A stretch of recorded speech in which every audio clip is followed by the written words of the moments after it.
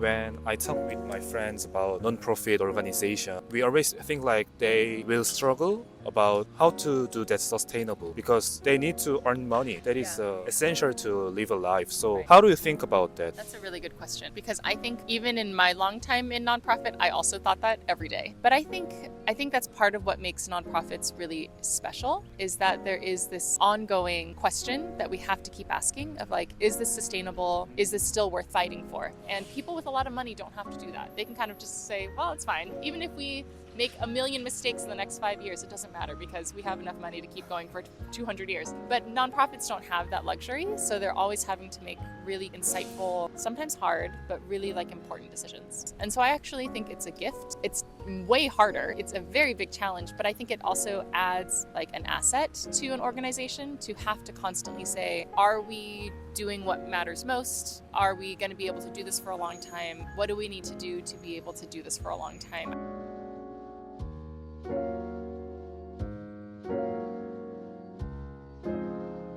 Let's just briefly start our interview with some questions. So, first of all, could you briefly introduce yourself? My name is Sarah, and I live in San Francisco. So, the first topic we will talk about is about your career. First of all, can you walk us through your career journey? It's very simple. So I got my degree in psychology and social work. From Berkeley, I tried social work for about 6 months. I worked with kids coming out of the foster care system. You know the foster care system? Oh. So when children are not adopted when they're younger, then they will be taken care of by the government and until they're 18. And then they will be in the foster care system where parents can foster, so not adopt, but still have them live with them and take care of them. But at 18, a lot of the government funding will end. So my work originally was to help those young adults from 18 through 25 so that they would not become homeless, but we provided housing and social services. So that was my first job. And I decided after that to start doing ministry. So I started working with international students with a university-based ministry to welcome international students, to help them to find a place where they could belong when they were in America. I stayed with that ministry for over a decade and did many roles. So in the beginning, it was working with students, and then it was training the staff of the organization, and then I moved to a regional and then national level leadership role to kind of help build, to help build leadership skills. And then I eventually became the director of diversity or diversity, equity, and inclusion for that organization, which helped me to get I think the experience and the background to work now at a major philanthropy in the Bay Area as a director there. Then, when I interviewed diverse Asian American, they always heard that they need to get a job for high-paying job. Don't you have any pressure about that word in your college life or graduate? Well, one thing that I think has been helpful, so because I'm third generation, my grandparents were the immigrants, and then my parents were born here. So my parents, I think, felt a lot of that pressure. They were the generation that was told, oh, you should be a doctor, a lawyer, an engineer. But they both became social workers. So they both spent their careers helping people. And that, I think, freed me to feel like in my job, I should find something that I really love. And, so right after I graduated from UC Berkeley, I did ministry, which means I made almost no money. It was not a high-paying job, and I did that for 11 years. Probably the time in a person's life where they're trying to build their career the fastest. I didn't have kids. So I understand that you have worked in the non-profit organizations. So how did your psychology background lead you into that career? So I think what I thought about psychology was, and I think this isn't always true, but when I was at Berkeley, I experienced it as very one-on-one. So when you think about clinical psychology, a lot of it is maybe you have a client or a patient and you sit with them and you try to understand what are the things that are happening in their brain, either biologically, what are the emotional or the social factors that are affecting the way that they're responding to challenges. And I think that one of the things that helped me to understand was that a person cannot exist outside of the environment and the people and the culture that is always holding them, no matter how much we want to kind of separate ourselves. So I think for me, working in nonprofit is connected to some of that psychology work because it helps me to connect to those environmental factors, those systemic realities that are shaping each person's journey, whether that's good or bad. I think a lot about how There's always an individual experience of something, there's always a group, and then there's always a system. And these things are always connected to each other. They're always shaping each other. And I think my work has always been to kind of try to connect all three of those in a positive way. Okay. Then what have you learned while working in philanthropy or social impact initiatives? Yeah, so I feel very new to philanthropy. I've only been in philanthropy for about 3 years. So I think because I spent 11 years in a nonprofit, so I think because I started in nonprofit work and having to fundraise so much money and always feeling like it's so hard to get grants. It's so hard to get the full budget.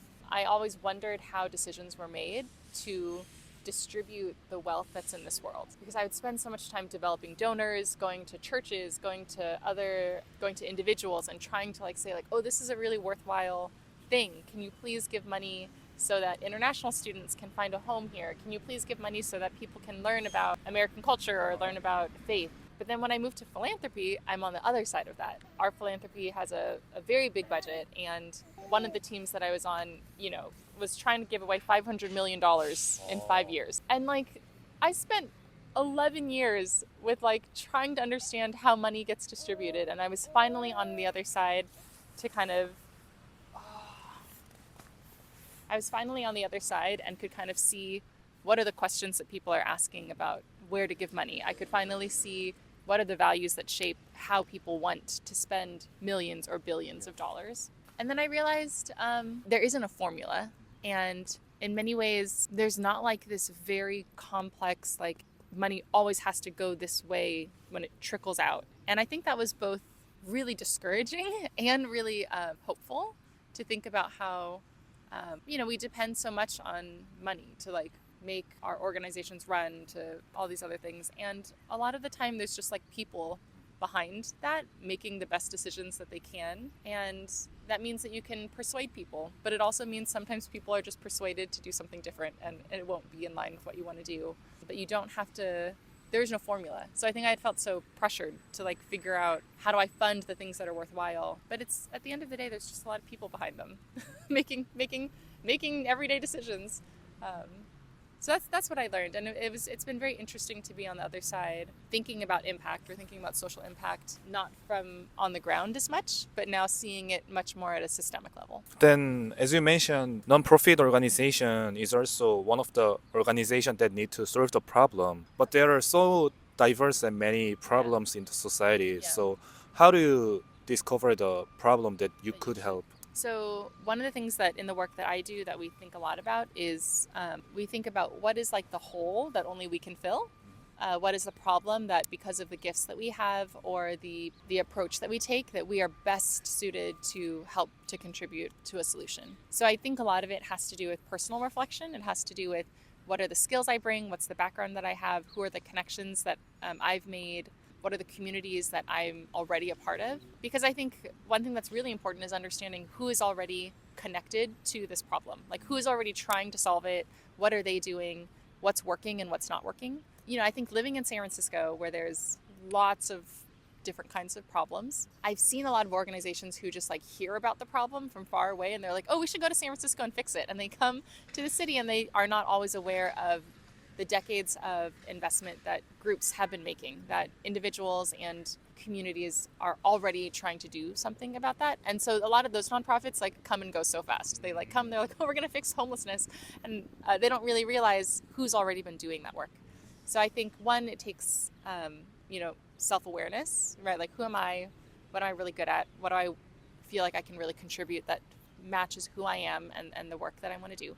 And then I think second, it's an environmental or situational awareness. What is the context that I'm trying to move into? Who is already there? What can I learn from? Who should I learn from? Who do I need to depend on in order for this to work? And then I think it, finding a problem that you can make mistakes around and where it's okay for you to try something and see if this moves the needle. And if it doesn't, that you've given yourself a lot of curiosity and opportunity to try different things to try to impact the problem.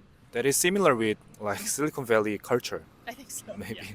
Then in your experience, what makes people donate? Yeah, I think there's a lot of different things. I think a lot of it always sometimes connects to like your own personal experience. So many times, for example, like in my work with international students, I would talk to people about what it was like when they went to a different country and what that felt like. I know that for me, one time I was traveling and I did my flight wrong and had to stay over at an airport, but the airport closed and I had nowhere to go. I had no money. I didn't know anybody else in that country and my phone wasn't working. And a man who just like saw that I was in trouble, like paid for a place for me to stay, drove me there, drove me back to the airport when it was time for my flight. And I couldn't believe it. I like never could pay him back. And I think when you have an experience like that, then you realize how much you want to be there for people who come to visit your country. That like if there was anybody who was in a similar situation as I was here, I would want to help them because that's happened to me. So I think a lot of people will give when they can see themselves in the shoes of the people who are being impacted or helped by an organization. I also think that there is a lot of like what's popular to give to. I think that there's always like a lot of social, there are things that are really exciting and interesting at different times, and understanding what is, not that it makes it less important, but understanding what is getting momentum, what is getting long-term investment, I think is also something that really shapes what people want to give towards. Because you want your money to last. You don't just want to give something that's really precious to you and the impact ends after 6 months. Like you want to see something that will continue to bear good fruit for a long time. So that's like someone can see other person as a past self. That is one of the reasons. Yeah, I think so. Then, as you mentioned, thinking about sustainability of the organization makes the thinking about the what is the good decision and what is the good donation like that. So, in your opinion, what defines good giving? So I think that changes depending on who you are and what you think, like what scale of impact you want to have. You know, I think it's important not just to only think about the here and now, not just what's going to impact a person today. It's really important to think about how do we grow the resources so that this person won't be in this problem a year from now or 10 years from now. So I think, again, kind of like thinking about an individual and thinking about systems. So when it comes to like good giving, I think you have to think about all of that. I think you have to think about, I think it is still important to like feed a person today. I think it's important to make sure a kid can go to school today. And I think it's really important that they have everything they need to be able to like find a way to thrive long term, so they're not always dependent on receiving direct giving. So when I think about how I give, or when I think about the systems that I'm trying to build in the work that I do, I want people to be able to think about all of it. And I think we can't only focus on just today. We also have to think about what are the years of decisions and injustices that have contributed to this person even needing help, and how do we build a system from here so that decades from now that's not a concern. So whenever I like meet with nonprofits, I'm always asking a lot of those questions of like, how is what you do affecting somebody today? How is what you're doing going to affect that community years from now? And how do you see those things connected to each other? Then when we think about donation and giving, most of the people's perception is even if we giving or even if we donate, nothing will be changed. Social problem couldn't be solved even if we giving or donate. So could you have a word that you just want to convey to them? Yeah, I think one, it's true that if only one person is giving, it's very hard for change to happen. So I think part of it is realizing like when we're asking people to give, it's not just an individual thing. We're asking for like, we're trying to get a movement, right? We're trying to get many people to care. And so even if only you were able to give $10 or $5, if so many people believe in something and give a little, it's so much. So I do think I sometimes feel the way too. I'm like, oh, I'm only giving this much. How could this actually make a difference? But I have to think about my giving in the context of believing that many people should care about this and many people should give to this cause. I think a second thing is that as a giver or as a donor, it's not just about your money. Like I think giving shapes you. I think when you give, it like changes who you are and how you view your worth and what defines you. And so I actually think being a donor is one of the most like important things you can be in this world, because then you realize everything you have isn't yours, and like you kind of share like who you are by giving. And so it doesn't even matter if it's like, well, what are you going to do with my $5,000 or what are you going to do with my $50,000? Let them be free to do what they're going to do with it. I know that I've made the decision that I'm responsible to give, I'm faithful to give, and it makes me more generous open, thoughtful person. So I think, giving changes the giver. And I think that's a really important posture to take so that you're not only thinking about like, oh, prove it to me, like prove to me that I should give money to you. I think it's really important for people who are giving to think about how they want to grow and how they give because it shapes them and makes them a more like loving person. That makes something like fulfilled life. I think so, yeah. Then there are 2 questions left in the career theme. So if you could meet someone who is starting their career in any part or any section, what advice would you give to them? I think I would say not to worry about how to make it to where you want to be 25 years from now. I think every day and every like role you're in has enough opportunities for you to just think about where you are. And I would say a lot of the biggest gifts of my career have come when I've like paid attention to what's already around me. So yeah, I would say like when you're starting your career, don't worry too much about getting from point A to point Z, but really be open to how the things around you might be shaping you and might be giving you an opportunity to do something unexpected. Yeah, and you'll get to where you're meant to get to eventually. Yeah, you don't always have to like force it. That's very impactful for me too. Then what is the best and the worst career advice that you have listened in your life? So the best career advice that I got was when I was making a shift from regional level leadership into national. And I looked at the job description and I thought, oh, there's no way I would get this job. The person who was hiring for that job, he was talking to me about it and he said, did you know that most of the time, if a man will read a job description, even if he only qualifies for 30%, he'll still apply for the job. But when women look at a job description, they need to be 100% before they'll apply for a job. He's like, you should just apply. And I think that's really helped me because it's true that, and like research has shown, so I think what really helped me was hearing somebody say, other people who are less qualified than you are applying for this job.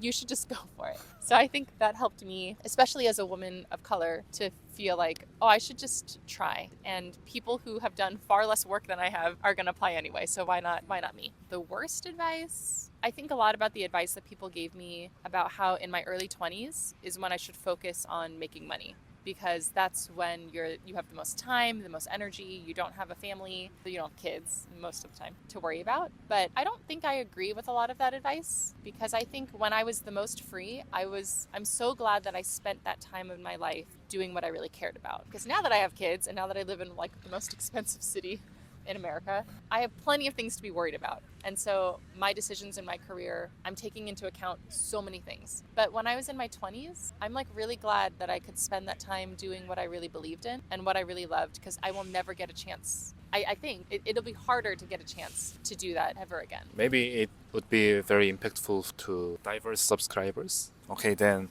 let's finish this interview. Thank you. Oh, thanks. Yeah. Thanks for accepting interview again. Thanks. This was Yes. very fun. Really? Yeah, it was. I'll start packing all of this stuff.